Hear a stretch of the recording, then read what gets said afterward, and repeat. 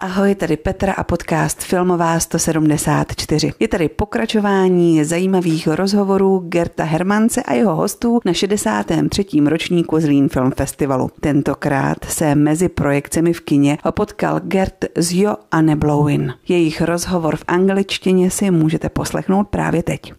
So here we have another story about the Zlín Film Festival. The Zlín Film Festival is known for its huge catalog, and if you look into the pages of this catalog this year, there's one thing that really makes it different than the years before.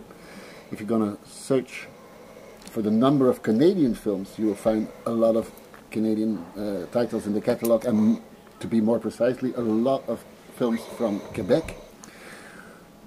Actually, I don't know how much I counted, but there's a lot of them. There's Adventures in the Land of Aisha, there's Dunya, Princess of Aleppo, there's Katak, the Brave Beluga, there's Billy Blue, How to Get Your Parents to Divorce, You Can't Live Forever.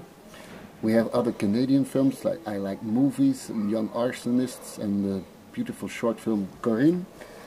So we have a lot, and also the quality of these films is astonishing.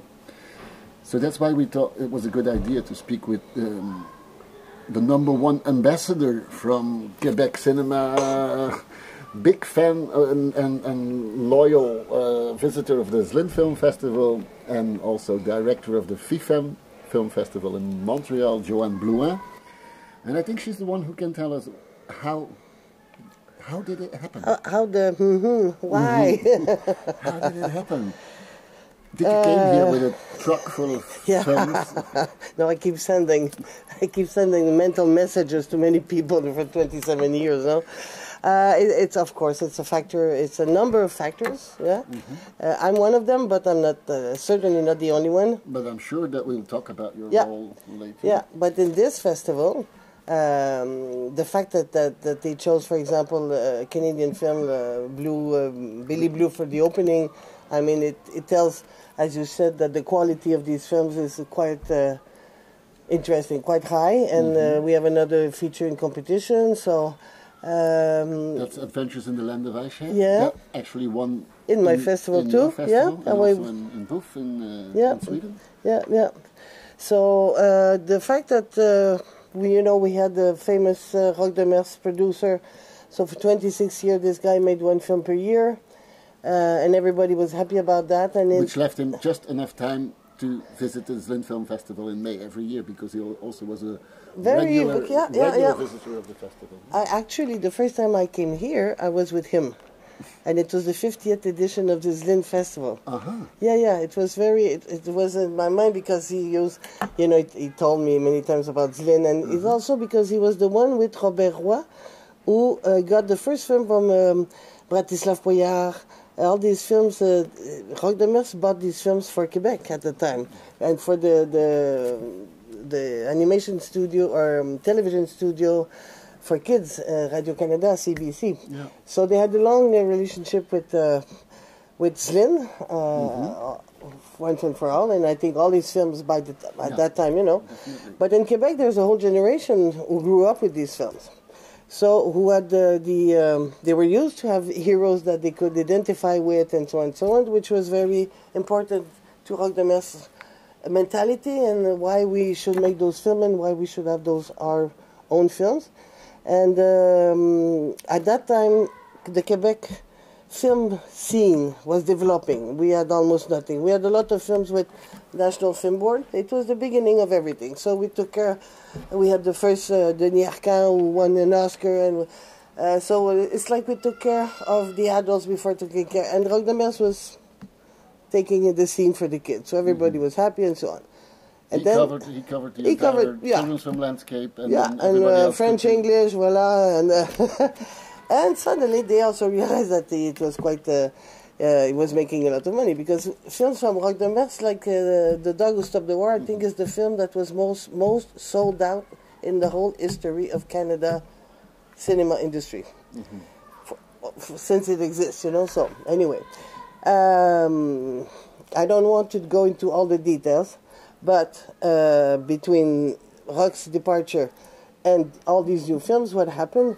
There was COVID, of course, but there was also Xavier Dolan, Denis Villeneuve, Philippe Falardeau, all those new filmmakers, we call them young filmmakers even if they're 40 years old, who they go to Cannes, they go to Venice, and we're very proud of these guys and these girls, but the problem is when their films go on commercial release in Montreal or all over Quebec or Canada, teenagers will never see these films. They don't go in the cinema. And in that period of time, the way to watch film has changed a lot, We all have our platforms, we all have our laptops, and so on and so on. So how do we get to keep these kids coming into the cinema? And I remember, and that's a phrase that me and Roch, we share and we use over and over and again. In all the grant application I did for 26 years is, how do you want, if the kids, since he was born, have seen only American films, it's very almost impossible that at 14, 16 years old, he will decide to, or have the curiosity to see something different. Yeah. So all these things mixed up, and me starting a festival because I was, I didn't understand. I come from theater for children where we had all a fantastic offer of quality work from the best artists from abroad, but in terms of cinema, we were okay with the American films, which are our fantastic neighbors from the South, right? Uh-huh. And I grew up only with American films because I was too old for the Roch Demer's generation. Uh-huh, yeah. So when I started the festival, that was one of the reasons. We need something else. And going to the Sodec and Telefilm, which are our own grant subsidies organization, with the different distributor also realized that it was important, there's sudden awareness. Yep. It all came together. And now, I don't know if you remember, you were in Montreal, we did the panel 3 years ago before COVID, mm-hmm. and there was a guy preparing a film, Adrien Botson, yeah. and we had the girl from Sodec who said, now we give more money to children's film, and it's like suddenly you make a puzzle and suddenly all the pieces fit together, like boom, and voila the result. A catalog dedicated to Canadian or to Quebec cinema, because for us it doesn't maybe make a difference, but for you it does, because Quebec cinema is a totally different world than ROC, rest of Canada. Totally. Well, the fact is that I have to come here to discover these films from Canada because I never heard from them. Mm-hmm. But it's also, we have our own budget. Each province has its own budget, so that's also different. And the problem with the ROC is that they prefer to watch American film. And that's one reason why in Quebec we fight for the French culture, because we're a pocket in French in a sea of Anglophones, the ROC, but the Americans. So the culture is very important, and also when I say the politics behind all this, cinema is a good way to interest people in our own culture, of course, but it has to be literature, it has to be cinema, it has to be all the arts. So the budget were considerably increased year after year, so that also helps. But as I understood, you speak about a whole generation that grew up with the films of Roch Demers. So all the filmmakers that now are emerging with their new titles in Zlin, and also later this year in Schlingel, where they will have a special section dedicated to Quebec cinema. The thing that they have in common is the legacy of Roch Demers? Well, they grew up with these films. Now they're 26 to 35 maximum. Marie-Lou Wolfe is who's the filmmaker who did the opening film in Zlin this year. She was the president of my children's jury when she was a kid, So now she's, 30 something? I didn't ask. No, but you can see that she's still quite young, compared to me, for example, okay?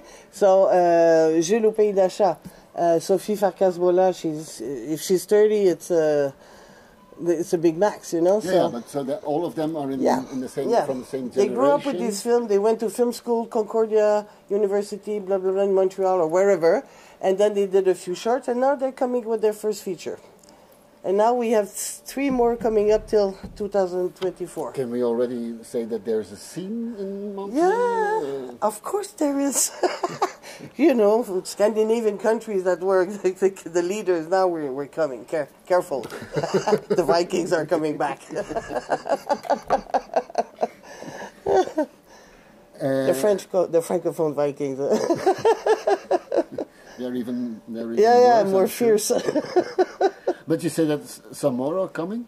Yeah. One of the, as I understood, Production Lafette, the company of Roch de Mers, is back in business. Yeah, because before he passed away, Roch de Mers sold this company to a guy called Dominique James. So, because they worked together for something, Dominique is a producer, okay? He was in the business before.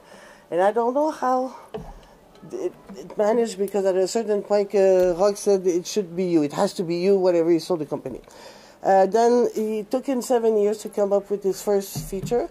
So it's not the remake of Roch's film, of the 26 Tales for the film from the series Tales for All, that was the title in English, but they are inspired. Because, you know, the last film that Roch de Mers did, they were a little bit less successful because he was 80 years old. And he was thinking, you know, like the dialogues of the kids, I would keep, you know, it was touchy for me to tell them, Monsieur de Mers, kids don't talk like this anymore, you know. So it's a little bit, but Dominique is more like between me and maybe 40, a young producer, very active. And we had in my festival this year the premiere of the 27th, because it continues the tale for the series for Albert. So it's the same spirit. Which one is that? Which one is the Coco Ferme. I don't know the English title though. Coco Ferme. Coco Ferme, ciao. Attraction Media is the world sales, so you can find it easily. Like and he has two more that already. One will probably be released in the fall, and another one at Christmas. We have also Marie-Claude Beauchamp, who's her company was the one who made the animation adaptation of La Guerre des Tucs, so the dog who stopped the war. We have Katak, the Brave Beluga. This is a company, a young company from Quebec City, not Montreal, but in Quebec, in the province of Quebec. And she is on her fifth. Katak the Beluga was the fifth feature animation that she produced. It was also in my festival. Then she's coming up with a new one next year. And then you have Dunya, which is also animation, but a very different type of animation. Dunya and the Princess of Aleppo, yeah, in English. So, no, really, what's interesting is that for the last 8 years, it was only animation. So now it's coming almost equal between the new animation and the new and Adventures in the Land of Aisha addresses a kids audience, while Billy Blue and How to Get Your Parents to Divorce and the other titles in this Lynn Film Festival as well more to the teenagers. So you have No, I mean the most teenager one is Billy Blue. All the other ones are really kids films. Yeah. Even How to Get My Parents to Divorce. But anyway, you're covering the whole spectrum then, from animation, kids films, teenager films. Definitely, yeah. No, it's quite exciting. I think I can retire in a few years from now. That's actually, that was the next question. No, but it's true that there's one element that we should ask you and that we should discuss. There is a role for FIFEM, for your festival to play. I mean, and as far as I remember, you've always been knocking on doors of producers, doors of filmmakers, and probably also from funding bodies. Asking or demanding, like, we need. Well, arguing, you know, my argumentation was that, you know, if we want to have to develop an industry, if you want to develop our own cinematography, we also have to develop an audience. So the best way to get your audience is to get them interested in our own films, because we give the key to the Americans for 16 years. And then we said, could you please come back? You know, no, because they like these American films. Of course, we all do. You know, I was raised with Walt Disney film. I'm not at war against Walt Disney film or Pixar. No. But if we want our own filmmakers to get an audience and to because we keep investing in giving them money so they make films, but the box office are disastrous. So how long can we keep doing this? You know, it's like, let's throw money by the window. No, we have to interest the audience at the earliest age, and not only at an educational point of view, but also, of course. And I think that to develop a cultural identity, you have to, it's like when we say travels helps you to open your mind. Well, what best way to travel without leaving your seat is when you go to the movies, right? So, if a kid of a Montreal kid from 8 years old. He sees a little boy from Denmark being bullied in school. He says, "Oh, I'm not alone in the world."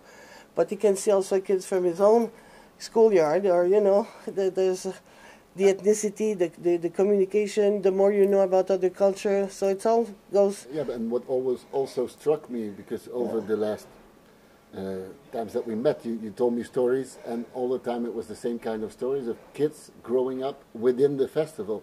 Kids that were once in your jury and now have their own children. And they come. So there's a generation of kids that was raised with Production Lafayette, but also with I picked up, and I always say the only thing I don't make is the films. And the kids. The kids, yeah. So that was my audience, and I keep the audience on the hot plate. Well, could you please make film, please, please? So there's, it's actually nice. I think that there's a generation, to see that a generation grew up on a certain type of films, but there's also a generation that grew up on a certain type of festival that all the time.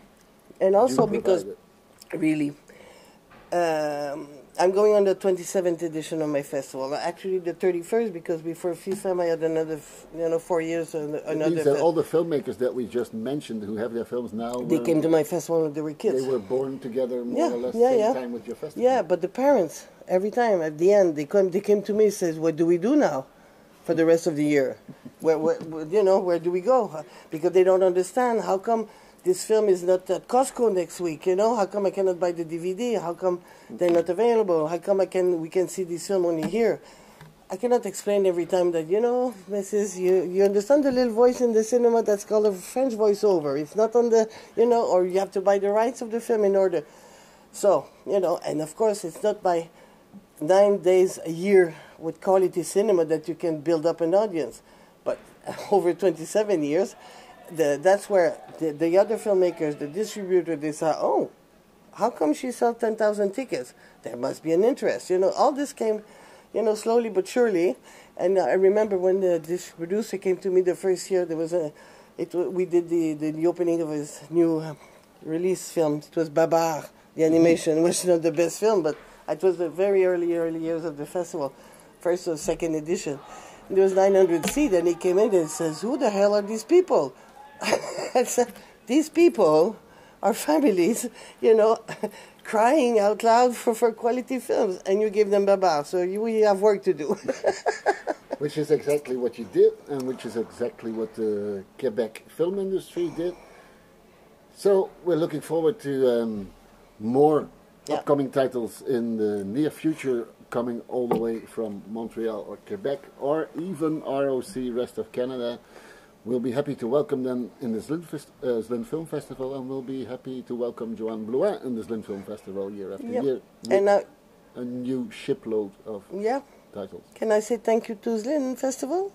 You can. And there's also 2 short filming competition this year in Zlin. So. Okay, we'll meet you in that screening then. Yeah. Thanks for being here. Enjoy the festival, and send our best greetings to Quebec. Bye.